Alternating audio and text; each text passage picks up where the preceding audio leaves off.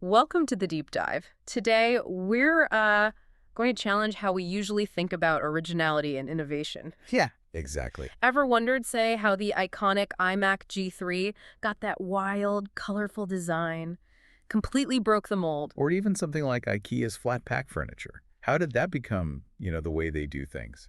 Well, the surprising answer behind breakthroughs like these often points to something we're calling the Magpie Method. Mm-hmm. And what's really interesting is it's not about inventing something totally new from thin air. Right. The Magpie Method is more about deliberately um, gathering ideas, maybe techniques, or even solutions from industries that seem completely unrelated, Okay. and then adapting them, making them work in a new context so they seem revolutionary.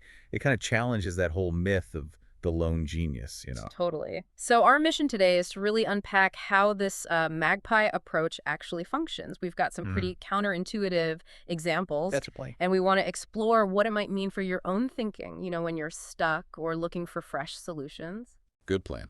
Let's dive in with that iMac G3 example. I mean, the translucent candy-colored shell, it was such a stark contrast to all the beige boxes back then. Oh, absolutely. A total game changer aesthetically. Yeah. But the inspiration, you wouldn't guess it. Where? Well, the bathroom, basically. Bathroom. Seriously. Yeah.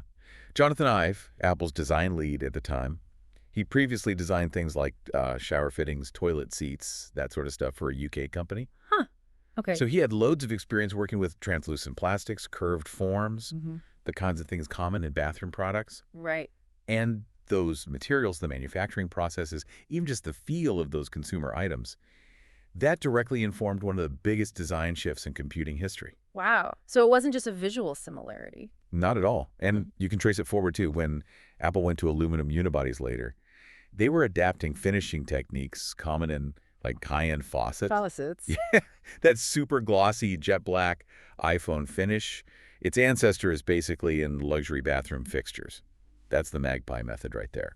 So it's really about understanding the mechanics, the materials from a totally different field, not just, liking the look of something. Exactly. That's the key distinction.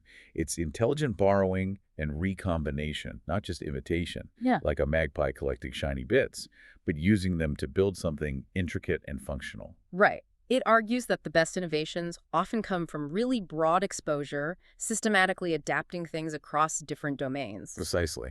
And this isn't just about physical products, is it? Like IKEA's flat pack revolution you mentioned. Oh, yes. A fantastic example. The story goes, designer Gillis Lundgren couldn't fit a table in his car, so he took the legs off. That sparked the initial idea. Right. That was the trigger. But the whole philosophy of flat pack, the system that defines IKEA, Yeah. that has roots in the pizza delivery industry. Get out. Pizza. Seriously, think about it. Pizza boxes had already solved the problem of efficiently packaging and transporting something relatively flat and bulky. Huh. I never thought of it like that. IKEA didn't invent flat surfaces or removable legs, but they brilliantly combined existing packaging ideas from food delivery with furniture making. That recombination was genius. It really makes you wonder if we're all just looking in too narrow a space for solutions most of the time. I think so. Look at OXO Good Grip's kitchen tools. Oh, yeah, the ones with the big black handles. Exactly. Sam Farber started the company because his wife had arthritis and struggled with regular kitchen tools. Hmm. But he didn't just look at other peelers or can openers. Where did you look? He looked at medical equipment, assistive devices. Oh, okay, makes sense. Those revolutionary handles, the oversized, ergonomic, soft grip design, borrowed directly from principles used for people with limited dexterity. And what's brilliant is they realized it wasn't just a niche solution. Exactly. They had universal appeal. They made tasks easier for everyone and basically changed what people expected from an everyday kitchen tool. So if it's not just copying, how do companies actually do this systematically? It sounds like you could easily get lost chasing irrelevant ideas from other industries. That's a fair point. Yeah. It requires a structured approach. You need, first, active exploration across industries. Like Ives' background wasn't just a happy accident. Okay. Second, you need to translate the materials and processes, not just the surface look. Think Apple and the faucet finishes. Right, the how, not just the what. Precisely. Third, the adaptation has to be context appropriate. You can't just bolt a faucet handle onto a laptop. It needs to be modified thoughtfully. Got it. And finally, the integration should be so seamless that the borrowing becomes almost invisible. Apple's laptops don't scream bathroom fixtures, right? No, definitely not. So successful companies almost build a system, like a nest for collecting these insights. That's a great way to put it. And you see it in things like diverse hiring, bringing people in from totally different fields, fashion, architecture, maybe even, yes, bathroom design. Like Apple did. Exactly. Mhm. Or companies running cross-industry immersion programs, sending teams out just to observe unrelated sectors. Samsung does this, sending designers to luxury hotels, for instance. And keeping libraries of materials and processes. IDEO is famous for its tech box, full of mechanisms and materials from all over the place. So what does this all mean for, for you listening?